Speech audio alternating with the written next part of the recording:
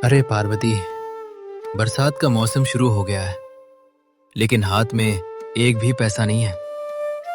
काम धंधा भी ठप पड़ा है। समझ नहीं आ रहा ये बारिश कैसे पार होगी। चिंता करने से क्या होगा जी। ऊपर से इस बार बेटी सुमन और नए दामाद रोहन को न्योता भी देना है। दामाद जी बड़े घर के हैं, उनके स्वागत में कमी रही तो लोग क्या कहेंगे। सही कह रही हो कमला।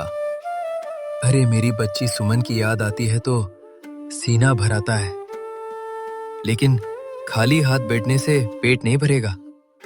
कल सुबह ही चौराहे पर जाकर काम ढूंढूंगा। ये माधव कभी हार मानना नहीं सीखा है।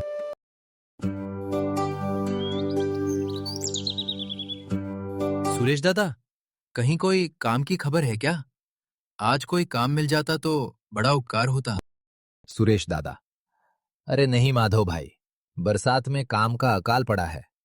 तुम एक काम करो, सरपंच जी के पास जाकर देखो। सरपंच जी प्रणाम। मुझे इस समय काम की सख्त जरूरत है। कोई भी काम हो तो दे दीजिए। सरपंच जी, बारिश में सब बंद है माधव, पर जमींदार साहब के आम के बगीचे की घास फूस सफाई का एक काम है। मजदूरी ज्यादा नहीं मिलेगी, चलेगा? चलेगा सरपंच जी, कुछ ना होने से थोड़ा ही सही।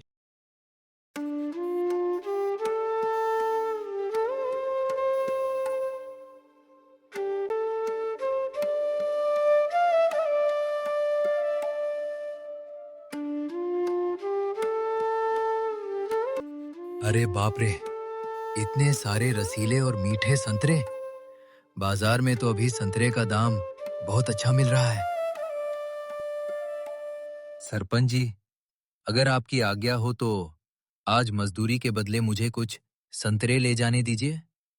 मैं उन्हें बाजार में बेचकर कुछ फायदा कमाना चाहता हूँ। तरकीब बुरी नहीं है, जमींदार साहब से पूछ लेता हूं। जाओ माधव, जमींदार साहब मान गए हैं, मेहनत करने वाले को कौन रोकेगा। मीठे रसीले संतरे ले लो, सीधे बाग से तोड़े हुए, एकदम ताजा संतरे। अरे भैया, संतरे तो बहुत बढ़िया दिख रहे हैं। क्या दाम है? 2 आने का 1 है दादा, पर आप पहले ग्राहक है तो 1.5 आने में दे दूंगा।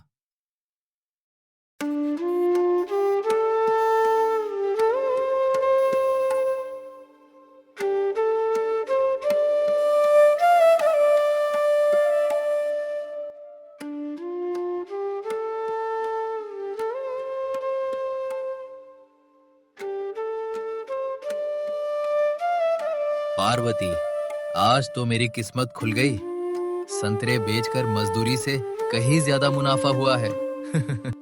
पार्वती, वाह, अगर इस पैसे से और संतरे खरीद कर बेचें तो हम अपना व्यापार शुरू कर सकते हैं और सुमन रोहन को खुशी खुशी घर बुला सकते हैं। सरपंच का बेटा विक्रम यह देखकर जलने लगता है। पिताजी, माधव हमारे बगीचे के संतरे बेचकर मुनाफा कमा रहा है। उसे और संतरे मत दीजिए, हम खुद बेचेंगे। वो मेहनत करता है विक्रम, धूप बारिश सहता है। दूसरों की भलाई से जलना अच्छी बात नहीं है। लोगों को बेचने की कोशिश करता है, पर पेड़ पर चढ़ ही नहीं पाता और बाजार वाले हंसकर वापस माधव के पास चले आते हैं। अरे विक्रम भाई, पेड़ पर चढ़ना सबके बस की बात नहीं। हम तो माधव से ही संतरे लेंगे। वो ईमानदार है और मेहनत करके लाता है। सुमन और रोहन घर आते हैं। पार्वती तरह तरह के पकवान बनाती है। पिताजी, माँ, कितने दिनों बाद आप लोगों से मिलकर कलेजा ठंडा हुआ। पिताजी, आप लोगों का प्यार ही सबसे बड़ी दौलत है। मुझे पता चला कि आपने मेहनत से संतरों का व्यापार खड़ा किया है। मुझे आप पर गर्व है। जो इंसान ईमानदारी से मेहनत करता है, भगवान कभी उसका हाथ नहीं छोड़ता।